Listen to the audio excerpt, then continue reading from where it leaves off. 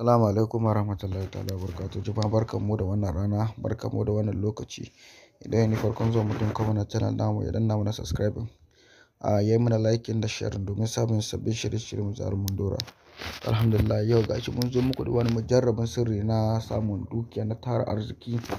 Insha Allah wannan sirri mujarrabi ne a wurin tarin dukiya na musamman ga mutumin da ke fama da wato rashin sayawar kuɗi a hannunsa.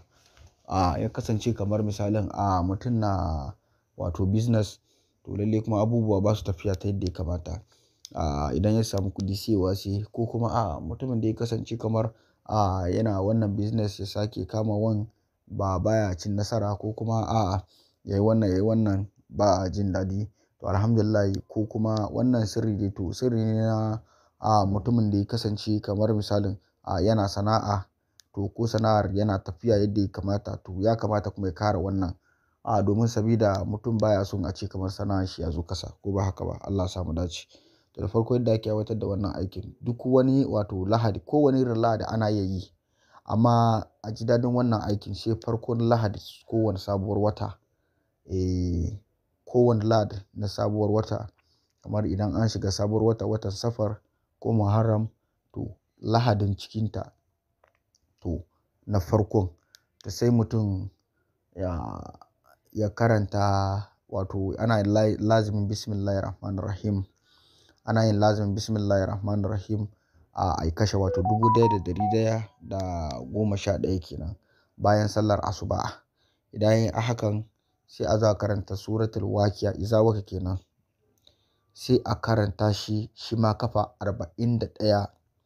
Ana karanta shi kafa 41 a zama daya. Wannan aikin baya wuce wato awa 3 ko awa 2 idan mutum ya zauna sai karanta wannan ya gama. To in mutum ma bai ya kammala ta a zama daya ba, ana yin kamar misalin 21 da farko, 21 na biyu a zama na biyu, kamar misalin bayan azahar kenan, sallar azahar, ko kuma bayan sallar isha. To amma da an fi so dai mutum ya kammala ta dai da safe dai ne kawai, bayan sallar azhar, to bayan sallar asuba kenan. Alhamdulillah, idan mutum ya gama wannan aikin, to ɗayan biyu ne. Idan mutum ne yana da hali, to ina iya samun wato tinkiya, ko kuma mutum na ya samun rago kenan, to sai yanka. Idan mutum da ya kasance mai karamin hali ne, ana samun wato farar zakara, sai ya yanka.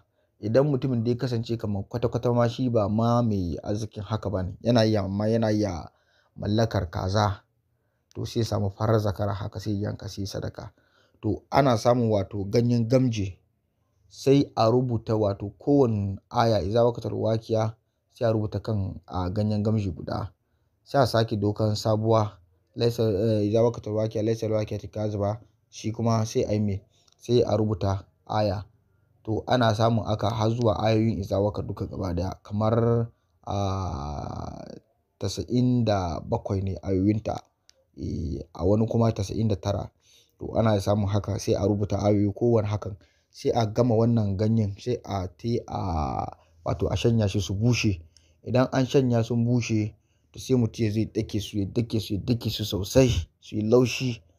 Ana samun tularin kamfani da Bintu Sudan ko Danduwala, a hada a cakuda, to sai mutum ya dinga tular hannun shi. Kowane wata ana maimaitawa, amma idan ya kasance wannan turaren wutan yana nan, to ba sai ka kuma sake ka maimaita wannan abun ba. Don wani yana iya amfani da ita a wata biyu, tsawon wata 3, tsawon wata 2. To kullum mutum ya dinga tular hannun shi da jikin shi da shi bayan yayi wanka. Bi-iznillahi, arziki zai saya wa mutum ta yanda ma baya tsammani. Insha Allah, ga mai neman karin bayani yana iya tuntuɓa kan wannan lambar waya ta, ko kuma yana samu ta WhatsApp. Insha Allah, wannan sirrin mujarrabi ne, kuma muna gwada shi, kuma alhamdulillah har gaban jibi wannan garin ma tana nan. Alhamdulillah, wannan sirri mujarrabi ne. Assalamu alaikum warahmatullahi ta'ala.